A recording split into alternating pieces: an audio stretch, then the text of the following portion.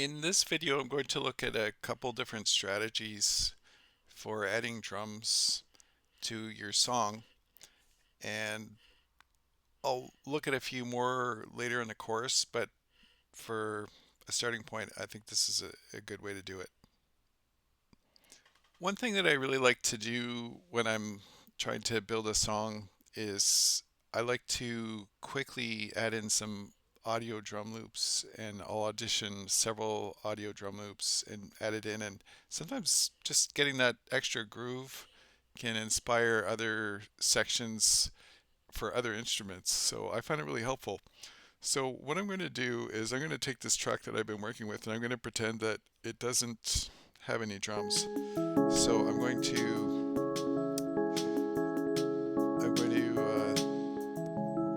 disable the drums, turn the volume down a bit, and then I'm going to audition some drums. And I'm using Suite on this machine, so I have several drums that are not available for the intro edition. So you'll see a lot of here that probably you wouldn't have.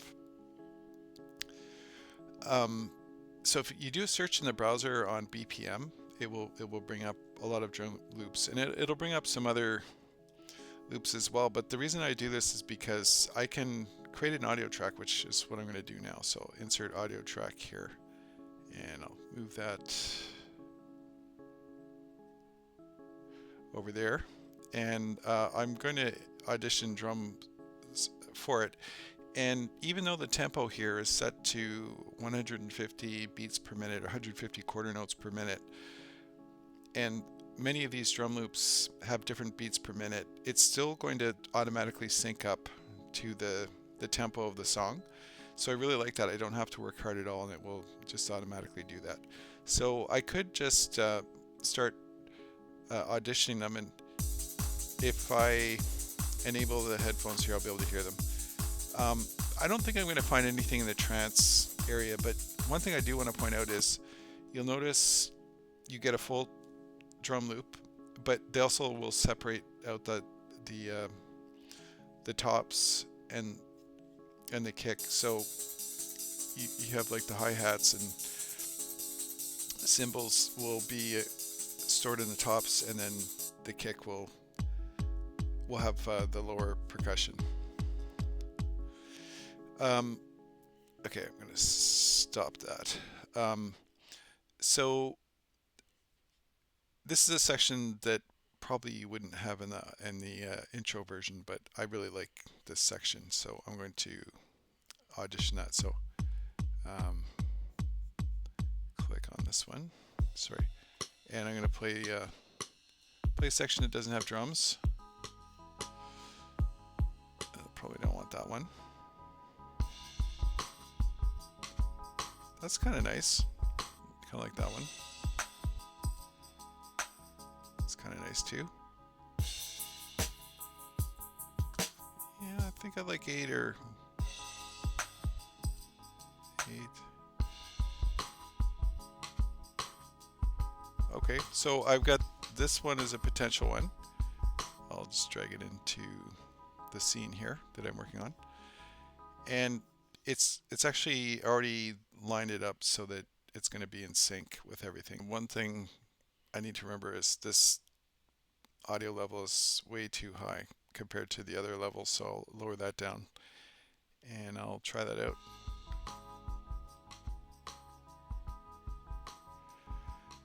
Maybe I stay with this, maybe I move to something different.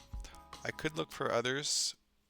One other thing I should mention is I'm going to look for files that end with WAV, which is an audio file, or an AIF, which is another audio file format.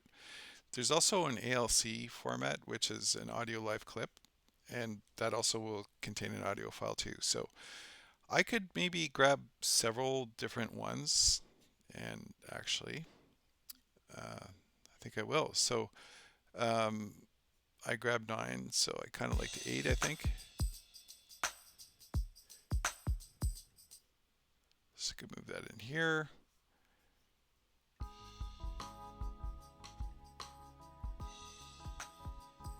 And maybe I'm not really sure which one I want to use. So I take the ones that are the top contenders and maybe I blend them. I'll often take two different drum tracks, put them together, and that will fill out the sound too. And that's a nice effect as well. I actually did it here too. So, um, okay, so I've got some good sounds for drums, which I could use. This is one technique you could use to get started. Then you can build out your song and customize accordingly. Not all of the drum loops will do this. You have the tops and the kick, the bottom separated, and that adds a nice variety. So maybe I decide I want to go with loop 10 and I don't want loop 9 or loop 8. I could also grab these as well and I put them in, and then at different parts of the song I might just break it down to a simple kick or tops without this, and I could change the levels for the tops and the kick, so I can create some variation there for interest. So here, let's hear how that sounds. So I'll play this scene.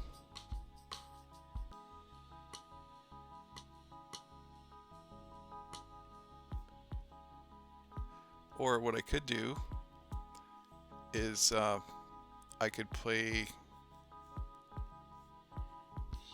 this clip and then I could have this in the background too.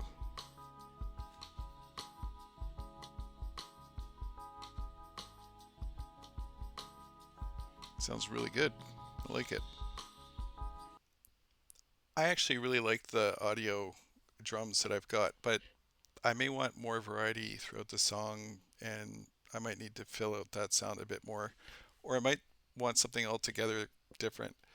And I could actually also add in MIDI and have that working with audio simultaneously.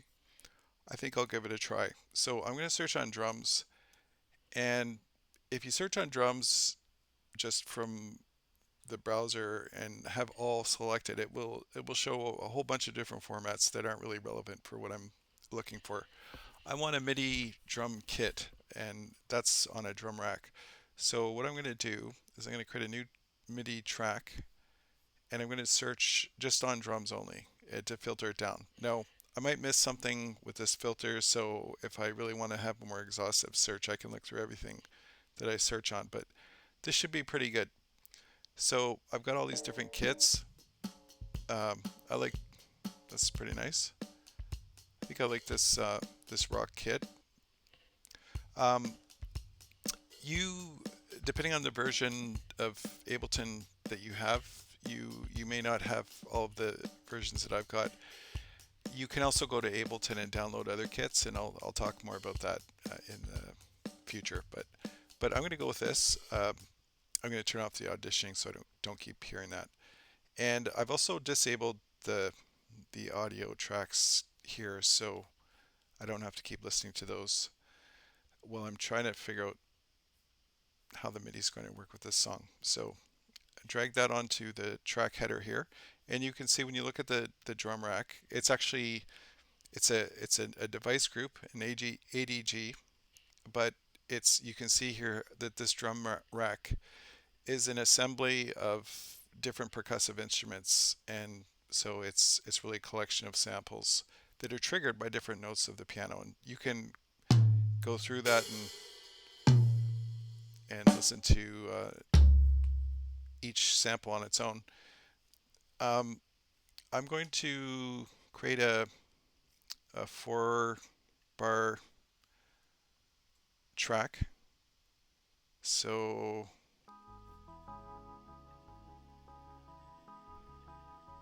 a 4-bar clip, I should say. And let's expand that a little bit. And you'll notice here, if you expand the piano roll here, all of the keys are mapped to individual parts of the drum set. So here I've got my kick drum. So I'm going to put a kick drum on every quarter note. So I'm going to program that in. So hit the enable the pencil, and I think I need to, oh yeah, here we go. Okay. All right. that, and drop that, that, that, and not really sure what to do with the hi-hat, so I'm going to experiment with that, but I want a closed hi-hat, closed hat, I think.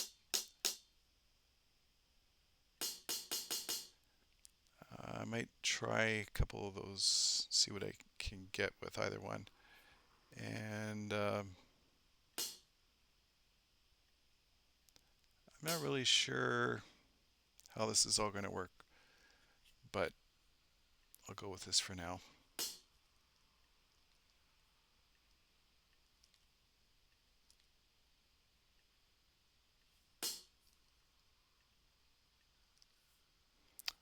All right, this will probably sound pretty bad.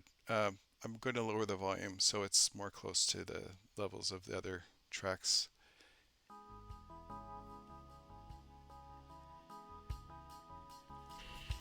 Okay, that needs a little bit of work. Maybe I'll see if one of the other closed hats works a little better. So what I'll do is highlight them all and I'll scooch that down. Yeah, maybe that could work.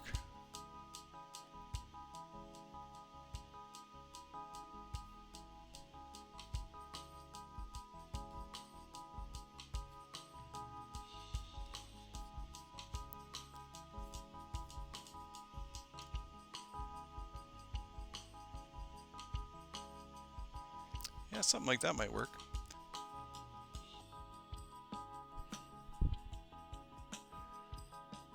I've played around a little bit more with this and I've found that combining the audio for this track and then this drum arrangement seems to work pretty good as a basic start.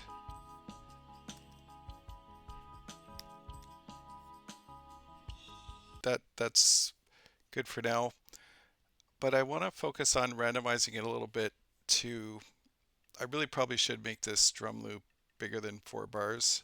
Maybe it should be 16 bars.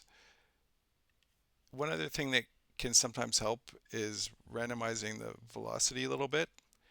And there's a couple ways to do it. You can change the velocity like I've got in here, but you can also vary it every time it goes through the loop, and you can set a deviation.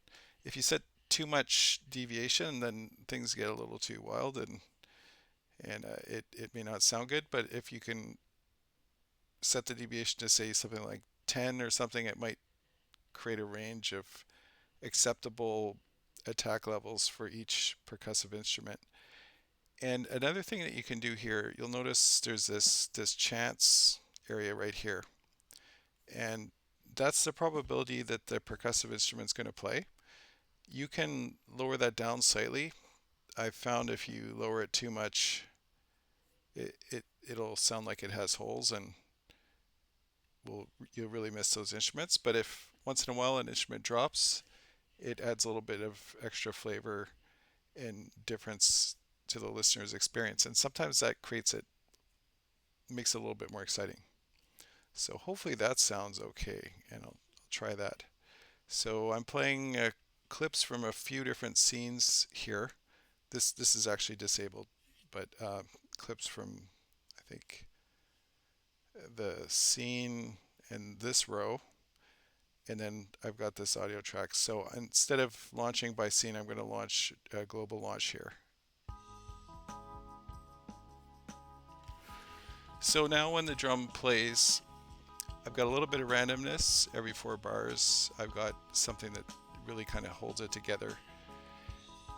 And I can expand, play a little more with the MIDI and try to get it a little bit more cleaner and refined. But I'm pretty happy with this, and it would allow me to work on other parts of the song, and just having that groove behind me might help me feel something else for a different part of the song. So that's really it when it comes to introductory drum programming. So I hope that gives you some ideas of how to get started. And there's some other neat techniques that we can try as well. and we'll talk about those later in the course, but this is a good way to start.